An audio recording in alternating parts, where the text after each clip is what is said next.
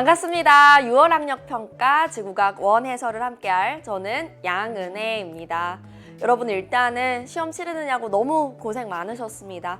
이게 한두 시간짜리 시험이 아니죠. 아침부터 오후까지 진짜 오랫동안 보느냐고 정말 고생 많으셨고요.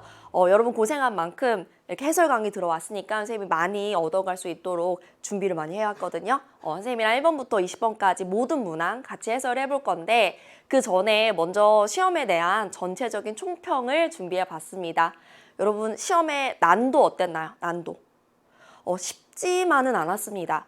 쉽지만은 않았던 이유가 물론 어려운 문제가 몇 개 있었기 때문에 그렇기도 하겠지만 사실 이제 지구과학 원으로만 이제 온전히 20문제가 구성된 모의고사는 지금이 처음이잖아요. 우리 3월 모의평가, 3월 학력평가에서는 통합과학 범위가 대부분이었기 때문에 여러분이 지구과학 원 범위로 보는 첫 시험이라서 좀 더 어렵게 느꼈을 수도 있을 것 같아요. 자, 그러면 우리 총평 시작해 볼 건데요. 먼저 이번 시험의 범위부터 같이 보겠습니다. 자, 범위가요. 일단 우리 지구과학 원을 중단원으로 나누면 중단원이 총 6개가 있거든요.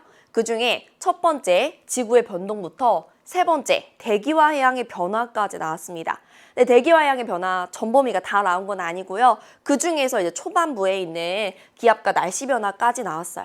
요 기압과 날씨 변화에서는 뭐 고기압과 저기압 아니면 뭐 온대저기압 이런 내용들 나왔었죠. 그래서 사실은 요 대기와 해양의 변화는 두 문제밖에 없습니다.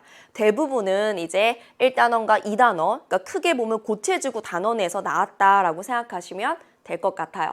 자, 그러면 선생님이 시험지를 딱 받아가지고 제일 먼저 했던 게 바로 이 문제들을 단원별로 나눠봤던 거였거든요. 선생님이 이제 딱 문제 보면 뭐 그림이나 자료 보고 이게 어떤 단원이다, 어떤 주제다 파악이 되니까 이렇게 나눠봤는데 나눠봤더니 이렇습니다. 단원별로 출제 경향을 분석해 보니까 자, 1단원 지구의 변동에서 9문제 나왔고요. 그리고 2단원 지구의 역사에서 또 9문제가 나왔습니다. 그리고 3단원 대기와 해양의 변화는 2개밖에 나오지 않았어요. 그러니까 사실 이번 시험은 이렇게 생각하면 좋을 것 같아요.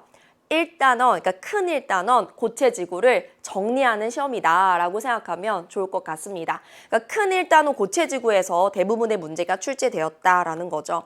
자, 근데 선생님이 요 이제 20개의 문제 물론 다 중요하겠지만 이 중에서 여러분이 주목할 만한 좀 중요한 문제들 뽑아봤거든요. 여러분이 주목할 만한 문제 뭐가 있냐면 일단은 2번 문제 그리고 16번과 20번 요 정도 3개를 뽑아봤어요. 요 3개가 여러분이 좀 주목해 볼 만한 유의미한 문제인 것 같고요. 실제로 좀 정답률도 낮지 않을까 예상해 봅니다. 자, 일단 이렇게 번호만 보면 여러분이 어떤 문제인지 바로 생각이 안 나죠.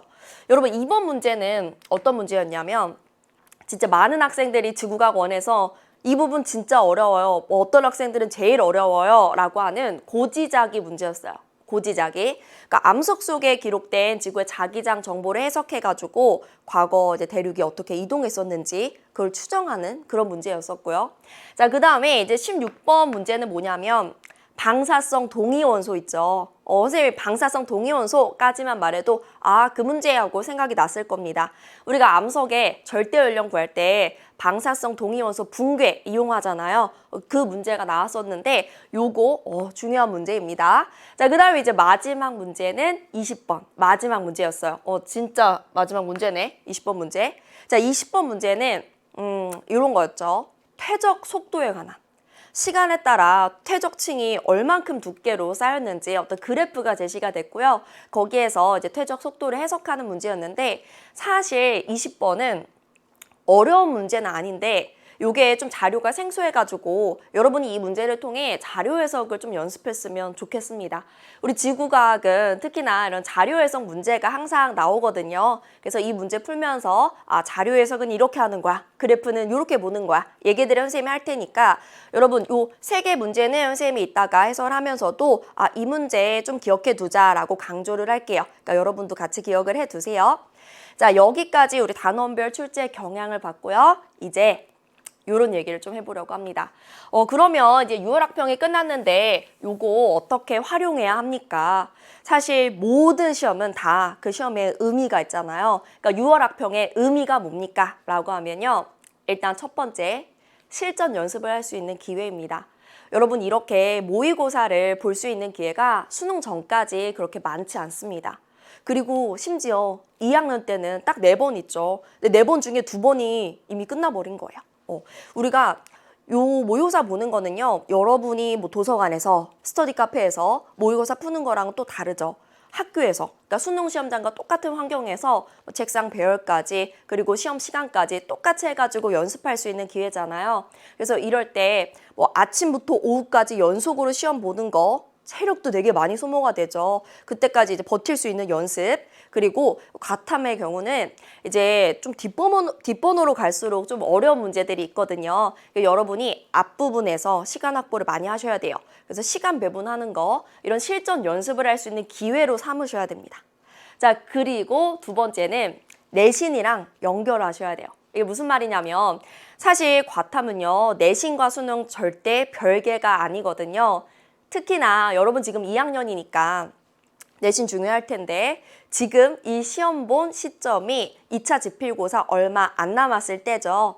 그래서 여러분 2차 지필고사 범위가 아마 이 6월 학력평가 범위랑 굉장히 많이 겹칠 겁니다. 그래서 어떤 학교는 이 6월 학력평가 문제 자체를 시험 범위에 선생님이 넣으시기도 하거든요.